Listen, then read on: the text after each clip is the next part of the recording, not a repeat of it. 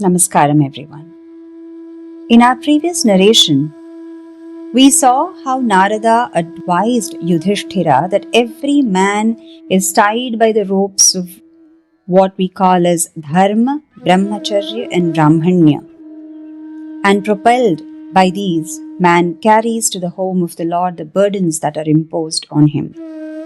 He also spoke about how the human body is impermanent and the Atman is imperishable. He advised Yudhishthira not to mourn the disappearance of his elders and forget the delusion, and reminded him above all that the body is a conglomeration of the Panchabhutas and is governed only by time, also known as Kala, Karma, and Swabhava. Yudhishthira's mind was upset by the recent happenings. To an extent, Narada's words had comforted him, but the evil portents persisted in the skies, and the general uneasiness in his mind indicated to him the dread advent of some great calamity. He could not rest. Narada had said, "The Lord has taken a human form to suppress evil, and his work is ended. You will remain on earth so long as he remains." These words had made Yudhishthira worry day and night. And again, Arjuna, who had gone with Krishna, had not come back.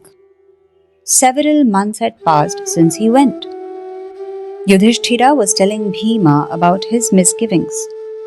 He said, "Bhima, I am greatly worried ever since Revered Narada told us that the Lord whose purpose has been served is ready to lay down the human form he has assumed.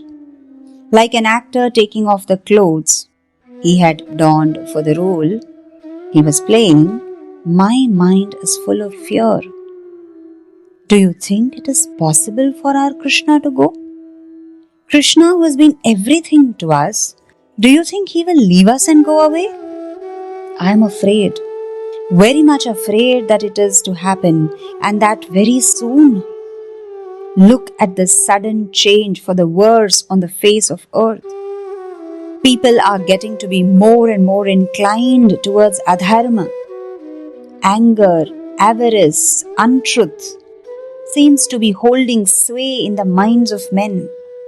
People are becoming hypocrites, and their natural love for their mother, father, guru, elders is fast on the wane. I'm very much afraid that Kali, the fourth quarter, has set foot on the earth, and Mother Earth has lost the glory that has been hers all these years, since the sacred feet of Krishna will no longer adorn her. Bhima, I am afraid." Arjuna came back from Dwaraka. He walked with slow and weary steps towards his brother. His eyes were raining tears and his face was bent towards the ground. It had no glow on it. He went straight to the king, fell at his feet, and held on to his feet without getting up. Yudhishthira was trembling all over, and his heart would not beat normally.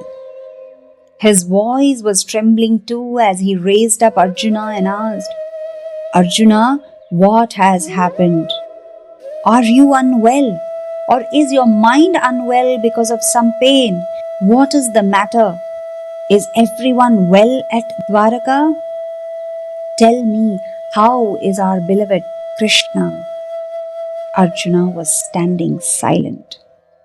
His face, like his heart, was drained of all joy, and wiping his eyes with both his hands, he stood for a moment.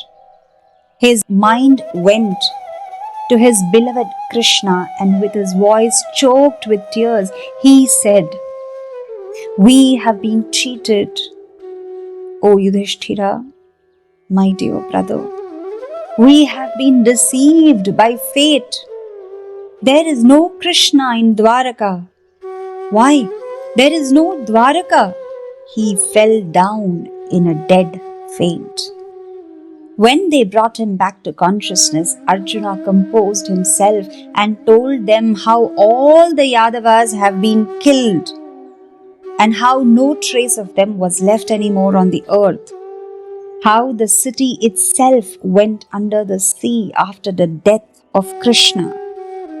They gave him time to gather his scattered senses, and they indeed needed time too to digest this terrible news. Later, bit by bit, they got all the details of the tragedy at Prabhasa. Even as he was recounting the glories of Krishna, Arjuna found a strange sense of peace pervading his being.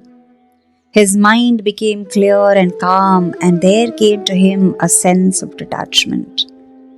Incessant thinking on the feet of the Lord had cleared his mind of all agitations. Dear listeners, when the Lord is thought about, whether in state of dukkha, sukha, it constantly cleanses one's mind of all the agitations. Years back, Krishna had taught him the Brahma Vidya, and that too on the battlefield. Now, and perhaps only now, after all these years, Arjuna found that he had finally understood what Krishna was telling him.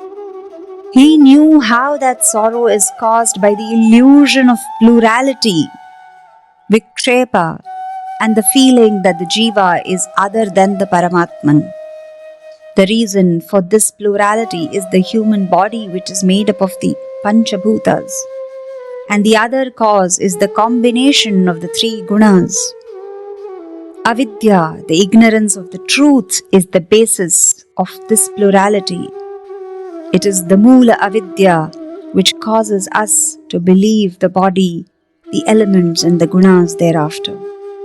And when Avidya is destroyed by the comprehension of the reality of the Vastavikta, all the other things vanish of their own accord.